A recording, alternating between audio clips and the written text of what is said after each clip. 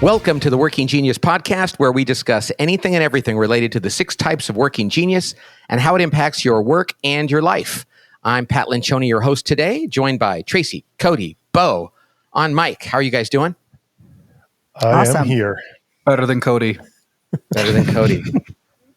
Gee, 20 minutes ago, Cody was better than you. Things just changed. We got Karen sitting next to me, roller coaster, feeding me wisdom. And Matt is keeping us all together here behind the screen. So, Cody, what's our topic today? Who's on first? We're finally going to tackle that question. That's right. Yeah, that was Karen's idea. Who's on first? And what does this come from? It comes from the fact that so many people ask us. I was in a session earlier, or last week, I should say, and somebody was like, hey, does it matter which of my geniuses comes first? Which one is the bigger one? Am I an ET or a TE? Does that matter? And we get this question all the time. And the answer is yes, we're almost sure it matters, but we don't know how much. And we are exploring that. We're exploring everything all the time around this, but we purposefully haven't gone into that in detail on the report or anything like that, because 95% of the benefit comes from knowing what your pairing is. And knowing which of them might come first or second, it can be a massive distraction, and it does not have that much bearing on what you should be doing and how you go about doing that. Now, we are going to keep doing more research on this, but today we just wanted to talk about, and we involve people in the conversation about how we think about that, and we want to get you thinking about that so you can go back and talk to your teams about it. This is an opportunity to have another deeper conversation about working genius. Now, Pat, one of my observations, we had some friends over last night, and we did not get to talk about working genius with them. So afterwards, we were doing the thing where Nicole and I were kind of trying to guess what their geniuses were. I don't know if this is true for you. Sometimes for a person, you can guess their pairing right away. But sometimes for a person, one of their geniuses seems to sort of scream at you. It's it's more obvious. It's not always a more disruptive genius, but there is a genius that seems to stand out. And maybe that's part of this conversation. One of your geniuses can be a bit louder. Yeah, and is that because you're a TE, not an ET, and that's what your profile is? Or is that you notice it more because they've either been socialized to show that more, or the environment is that way? And that's why we haven't come to a definitive answer on this, because there's a lot of different ways to look at this. I was talking to Karen and Tracy today. They're both DEs. And Karen's not on the mic, but Tracy, do you want to tell us a little bit about what we decided about what the D versus the E? Yeah, I think for me, I was socialized to be an E. I was the youngest of 3 girls. I sort of sat back and was very encouraging, and enablement was just in my DNA based on my social environment and my family upbringing. So that genius definitely took the lead for me for so many years. I think that shifted a little bit for me based on my current environment, but I was definitely rewarded and socialized to be an E. And that's not to say it wasn't a genius. It was. You weren't doing that completely against the grain. Oh, no. Right. But when we compare it to your other genius, it probably stood out more and was even more encouraged. Exactly. Yeah. And I would even say, Pat, I think this is a great conversation. And I think that part of what is so great about Working Genius is the discovery that you have, these types of activities that give you joy and energy. And pre-discovery, I feel like we don't have a language for that. And oftentimes it's like, Tracy might have felt like, oh, it's obvious that I get rewarded for enabling people and I kind of like it.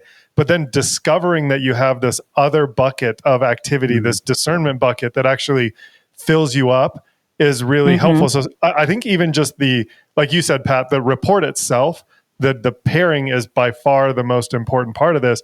But I think for the pre-discovery side of this, I think is maybe even an environment where people are only feeling like the environment they're in, or they're socialized to one of the geniuses. And even finding out that you have another is like freedom to say, oh, I want to play a little bit more in that other side too. Yeah, I just want to say it's worth repeating this, what I'm about to say, and that is it. So I grew up being an ET, and those are my working frustrations. I was completely socialized to do that. They were never geniuses of mine. I never found it easy. and I got good at it, but that's really not a good thing. I never had fun doing it. I was never good at it naturally. I was really pressing. So that it's a very big difference to say you were socialized to show one of your geniuses more versus to actually master one of your frustrations.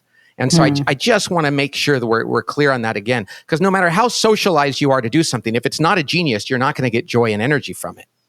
Tracy, comparing the D and the E, she got lots of joy and energy from enabling and wasn't really completely in a situation where she was encouraged to exercise her discernment. So that's what we're talking about here. Now, I'm an ID. So I asked everybody, Cody and Bo, you weren't in the prep meeting on this, but so which of those do you think is my most prominent one? If you had to say, like, in my deepest self, am I first an inventor or a discerner? Let's see if they get this right. Yours are pretty close.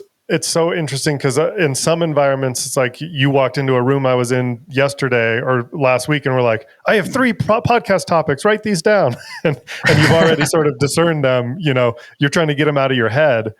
I would probably say I. If I had to hang a little hat on one of them before the other, I would say I.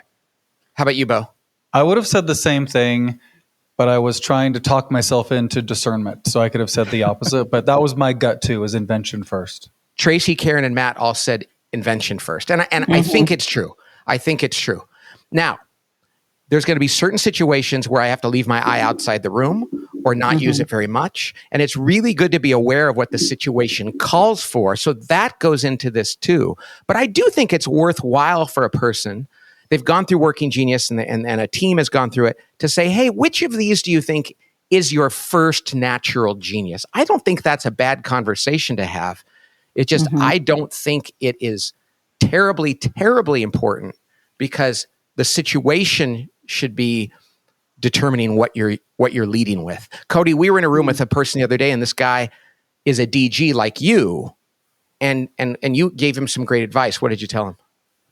Yeah, it felt like, and this is not by way of conforming them to my style. There's a whole lot of things I could do differently, but in the room, it felt a lot more like this person had either been conditioned to, or the weight of their genius was more in the galvanizing part of their profile than the discerning part of their profile. So he often would have a bias towards movement even before you exercising the discernment that we knew he possessed. So it's very interesting. And I think I've even done this at different stages of my career. I think that there was, a time where I was a even pushy or douchebag, a lot of galvanizing instead of just like, I've been told and in different environments and on different teams, really reinforcing the like, hey, we really think discernment is critical for you. And it's especially critical in that DG loop, because you really want to make sure that you're clear on discernment before you go to galvanizing. But it can be, if this person is sort of unaware of that, they can naturally lead with galvanizing because it's a little bit more weighty or heavier of a genius. And I love the advice you gave the guy. You said, hey, you might want to make sure you've done the discernment before you start galvanizing. Now, that when you're talking about two of a person's geniuses, I don't think there's anything wrong. You're not honoring that person by telling them, hey, lead with the other one first. You're not saying don't be who you are. Now, if that person didn't have any discernment and you said, hey, you should use your discernment before you galvanize, I think it might be tap into somebody else who has that. Make sure you're discerning as a team. But if a person has both of them, asking them to lean into one first or to emphasize it more in certain circumstances, to me is just good advice. It's not discounting their natural skills. Does that make sense? Totally.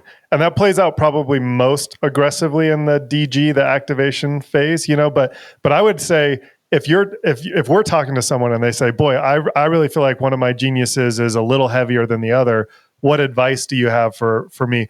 In a vacuum, and actually I'm saying this and I'm looking at your faces, you can disagree with this if it doesn't feel right, is like, use them in the widget order. If you're a wonder tenacity person, and tenacity even feels like the more magnetic pull, like the primary who's on first genius, it still is probably helpful to think of wonder first before you start going out there and crushing everything with tenacity.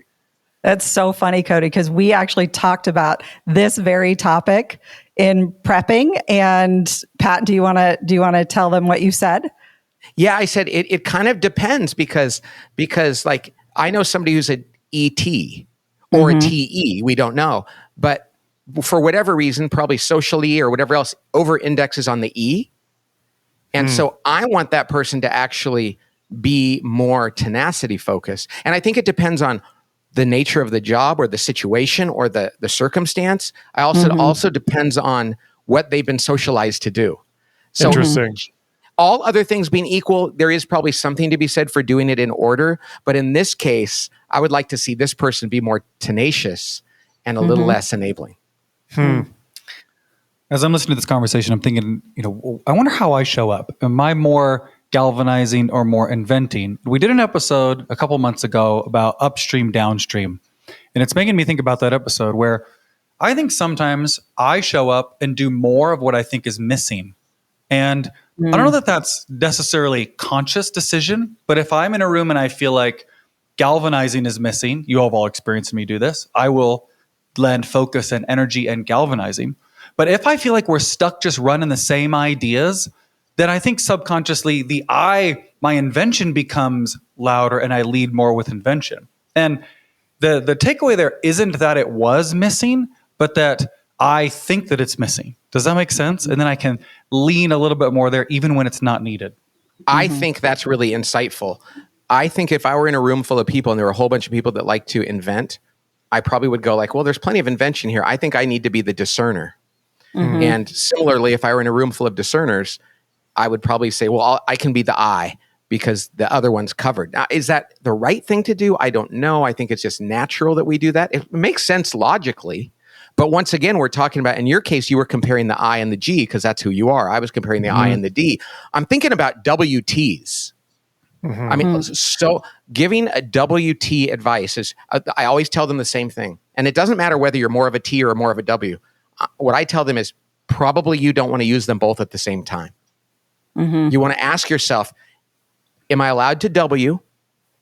And if it's a brainstorming meeting or a time to reflect on things, then go ahead and do that and don't get too distracted by your T. Because for WTs, they get pulled from 50,000 feet down to 5 feet and they get, motion sickness or altitude sickness. So one of the things I always tell them is know which one you're doing and focus on that one. But when they're right next to each other, it's hard to do that. Yeah. This is really interesting. I'm going back to the thing we disagreed about earlier too. In the midst of this is I do feel like it's starting to feel a little bit like they shouldn't be disproportionately used. You know what I mean? So like, in other words, when you were talking to the person who's an ET, it's like, oh, you're using 70% E and 30% tenacity, And so when it starts to get out of whack, like, Bo, I think of your invention in galvanizing. If you showed up at every meeting as a galvanizer, we're missing the other thing you bring to that meeting, which is invention. And so I think in environments, this is now sort of coming together as like in environments where you're rewarded for it. Like there's a lot of people who write in and say, hey, tenacity is rewarded in my organization. So we hire a lot of them and we reward a lot of them, And so I wonder if it's like, boy, if you're starting to get out of the 60-40 bucket and it starts to get beyond that, like, oh, I'm using this 60% of the time and the other one only 40%, maybe that's where it starts to feel a little unbalanced. Yeah, especially if you're talking about over any given period of time. There's going to be a task where you got to go in and say, I'm only using one of my letters and it's this one. But yes, I totally agree, Cody. I think that's a great point. So Pat, what is your recommendation? What should people do with this? I think the best thing they can do with it, and like I like to say, life is qualitative, not quantitative, is just go talk about it with their team. Sit there and say, and I think it's like, hey, you guys, I really think this is my greatest of my two strengths is this one. Or, hey, you guys, I think in the course of my life, I've actually practiced this one a lot more. Or, and ask them, I think it's a really good thing to say, what do you see? Which of these do you think is mine? And the reason why I think it's good to ask is because they might very well pick the one that they see you do more. And you might be able to say, oh, yeah, I do that because I'm socialized to. Or they might pick the one and say, I think this is really more of who you are. And I think it makes for a good conversation. You understand one another better, seek to understand, as St. Francis said, more than to be understood. And the more we can understand each other, I think that's a great thing. So I think it's about the conversation you have, not about putting another layer in the report that says, we think this is number one versus number two. Getting back to the thing, who's on first? They're both on first. They're both geniuses. I think that's perfect advice, Pat. I think as we're talking about this, that very conversation, we talk about how vulnerability leads to more trust on teams. And there's implied vulnerability in that conversation to say, hey, I've been rewarded for this my whole life. I'm good at this, but there's this other thing that I want to be utilizing more. Or you guys probably experience me as just a galvanizer. And I really love participating in the discernment side of things too. So I do think that qualitative, hey, here's what we can do with this that will have a meaningful impact. Just having a vulnerable conversation with your team, your spouse, your friends will go a long way in helping you fully embrace both of your letters. I agree, especially if one of them is W too. That gets so often overlooked. So having that conversation, a person who's a WT, many people are probably going to think they're a T. You know, and it's like being able to say, hey, you guys, I do this other thing too, and I want you to be aware of it, I think is a good way to make sure, like you said, Cody, that you're using them both. All right. I think that brings us to the end of this episode.